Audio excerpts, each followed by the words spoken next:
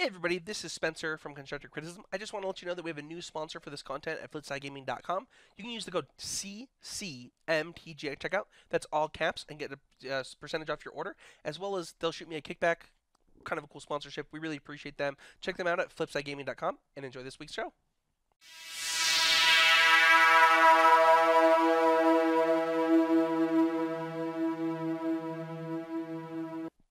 Hey everybody, and welcome to a video on the Constructive Criticism YouTube channel. I'm Spencer, host of Constructive Criticism and Limited Time Only, two podcasts about getting better at Magic the Gathering. I'm back with Wednesday Night Warrior, and this week I want to talk about MTG Arena, Magic the Gathering Arena, a new product that Wizards is going to be putting out soon, that they just showed at HasCon, and I kind of want to talk about my initial reactions, and then some response to some worries that people have. So let's start with the gameplay. The first thing I want to cover is kind of like what the game looked like from my end. I didn't get to play the game. I wasn't at HasCon. I have people who have reported to me from HasCon. Reported to me sounds weird. They didn't report to me, but they told me what their experience was like. One of the first things that people noticed on the stream is they didn't see a lot of instants being played. I can confirm that people were playing with instants at the event, so that part of the game completely functional. And from my understanding, it seemed like everything was functional. It seems like there was the complete game and then more, right? You get this really fun experience, exciting experience from a new UI that is just better than Magic Online in basically every single way. Um, it sounds like they're devoting a lot of time into perfecting or trying to do the best that they can in giving the players exactly the feel that is needed for both a casual environment and a competitive environment, and allowing a product that bridges the gap in a really cool way. So the rules engine is complete on here. It sounds like they're making this so that it will work with basically everything, and that's really awesome. That's something that we should all be really excited about. If you listen to this week's episode of Limited Resources, Marshall actually talks to his former co-host Ryan Spain, who's been working on it, and he talks about the ladder system and how they want that to work, so that you're being put against players with similar decks to you, or at least a similar power level as you, as well as a similar skill level to you. He talks about possibly changing the mulligan rules if they do one-off games, so if there's no sideboarding, how that would work. He also talks about how in maybe more competitive settings there will be sideboarding. He talks about a lot of things that really encompass some of the worries that people have. And from the Magic community, there's obviously always going to be negatives. People are negative about stuff.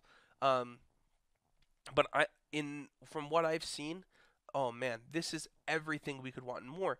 I mean, the gameplay looks visually appealing. It looks like something that people could get excited about when they watch streams. I mean, if you remember being a little kid and watching Yu-Gi-Oh on TV, and I'm sure I'm gonna get crap from this for Magic players, but like the idea of like your cards coming to life was super exciting. That was a thing that you like dreamed of. That's all you wanted as a kid, like if you played Yu-Gi-Oh.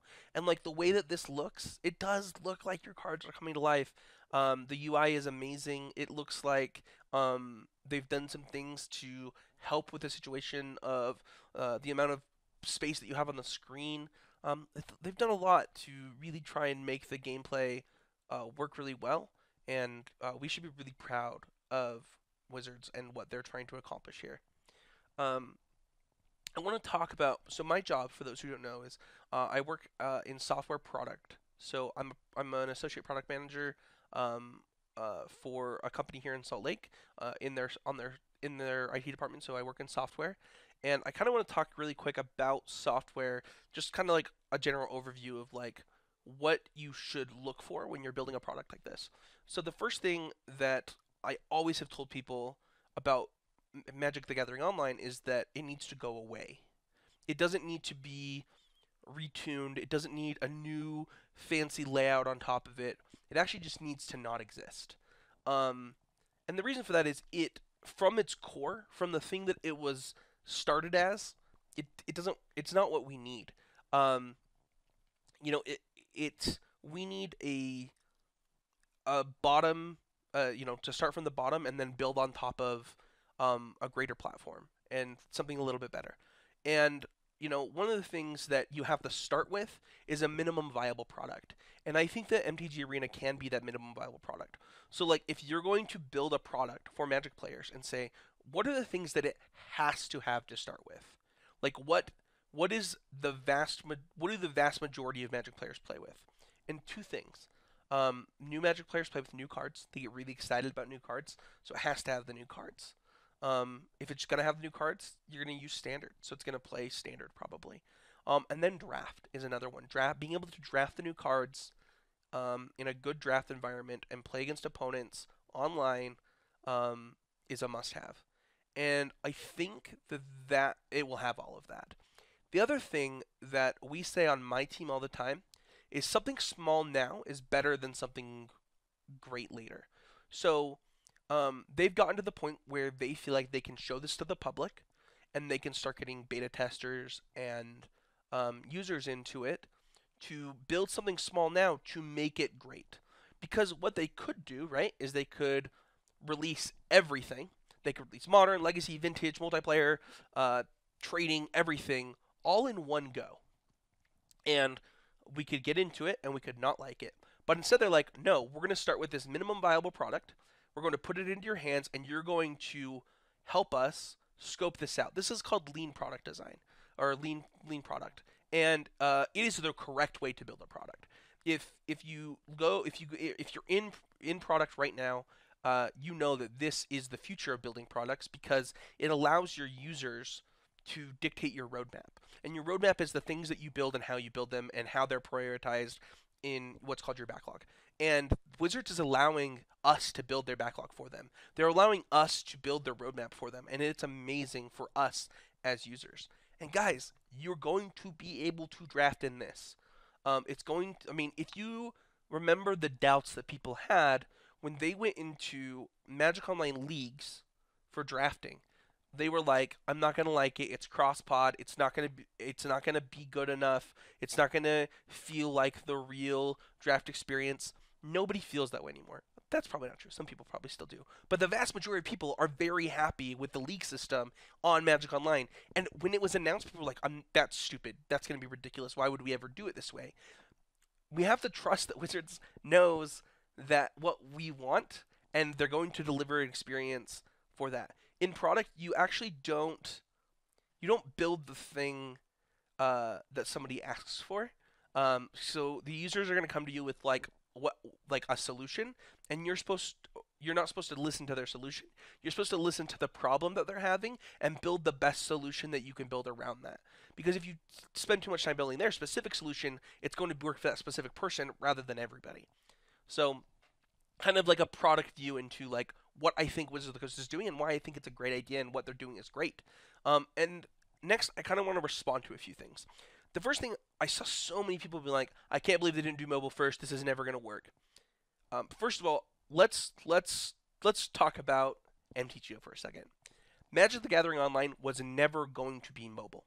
They couldn't actually put Magic the Gathering Online onto your phone in its current iteration.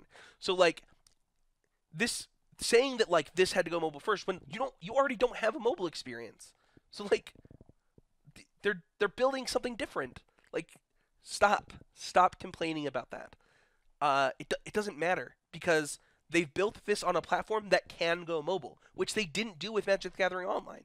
So yeah, it's not mobile yet, but like the thing that you're currently using was never going to be mobile, and now they're making it so that it can go mobile, and that's really important. And you have to remember that like there are amazing applications for other online collectible card games. Like Pokemon Online is by far my favorite. It's not on your iPhone. I can't play it on my phone. I can play it on my iPad, but I can't play it on my phone, and that's pretty important. So calm down.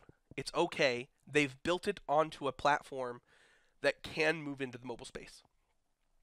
And then the last thing I want to talk about is trading and collections. It's so funny that we've gotten to this space because when I started playing Magic Online, it wasn't very popular, and like people did not value their Magic Online collections worth anything.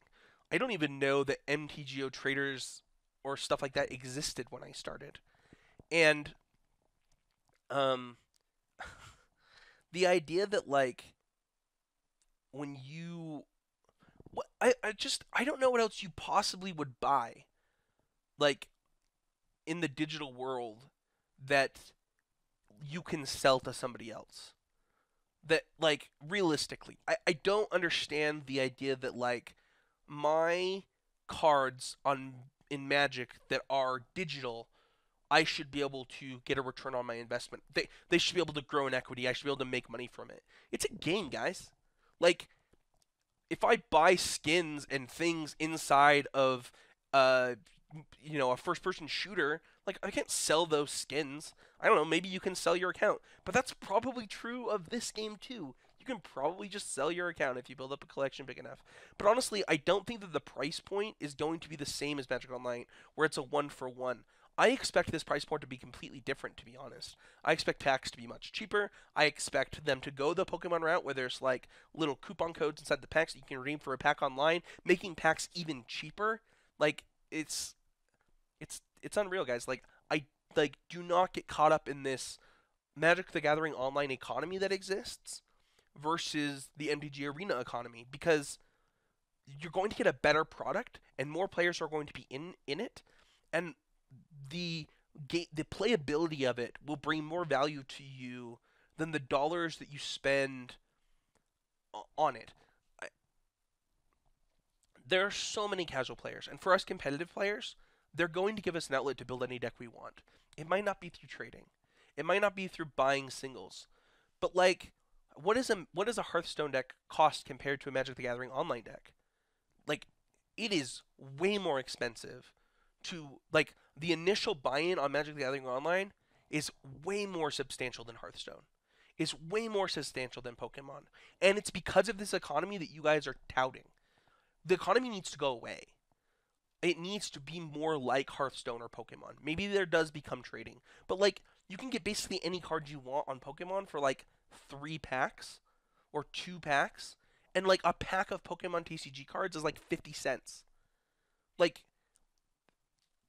I cannot stress this enough that what Wizards is doing in the long run is probably one of the best things that can happen for Magic the Gathering. And we should applaud them and we should be really happy. And I for one do applaud them and I for one am really happy.